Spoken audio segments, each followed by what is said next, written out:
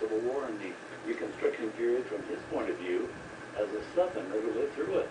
In the film, however, you have to wonder why you wouldn't think people wouldn't be. Oh, the showing of this movie prompted NAACP, the formation. Figures.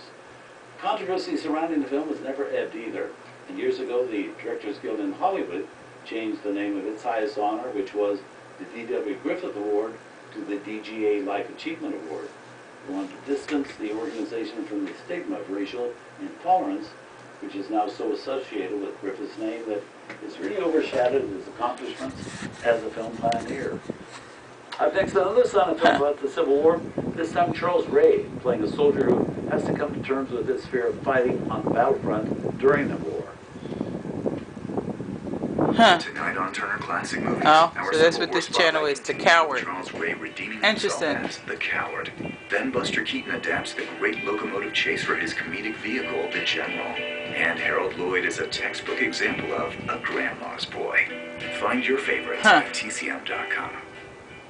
Now, I don't know who any of those authors, actors are, and whether they're white or black. I imagine if the vast majority are white, it's made from back then, and if there were any folks of African descent portrayed their stories within that story, it would have been done in blackface.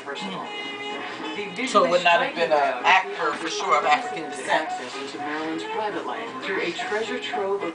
I don't know, I just was flipping through as I'm waiting for my systems to sort of check themselves out. They have been having some slow running problems. Again, the energies and the deities and the conspiracy, the, you know, big brother, the Sam or daddy, whoever, you know, the man watching and always kind of jacking my stuff up just as soon as I get a you know, a little, you know, steady movement and solid ground footing, and you know, so I'm having some difficulties tech here. So while that's doing that, I said, well, let me flip to see what's going on over here, and I came across Birth of a Nation and flipped through it, and they said it was a silent film and I had not seen it before, and that's what I found out. And so again, that does put into context further for me, and I have heard the term for sure, The Birth of a Nation, know that it was a classic book. I don't recall, again, reading it, although I did read a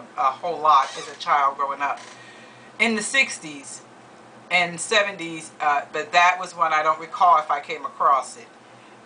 So again, it did put into context the title of you know, Trojan Horse, Death of a Dark Nation, and it certainly seems that, of course, the birth of the white nation resulted in the death. Scan has been completed. And resulted in the death of a dark nation as we lost our culture, cultural story, and cultural heritage. Now we behave exactly as they sort of portrayed us to be, which is more aligned with who and what they were. Because as you looked at the silent film and looked at it, you know, the blood and the significance of the sweetest blood of a southern woman, and how they used the blood to quench the fires of something or another. I forget, but you know, the blood was clearly a signal and symbol, and certainly protection of the southern white woman, and her blood was it being the sweetest. Remember that phrase.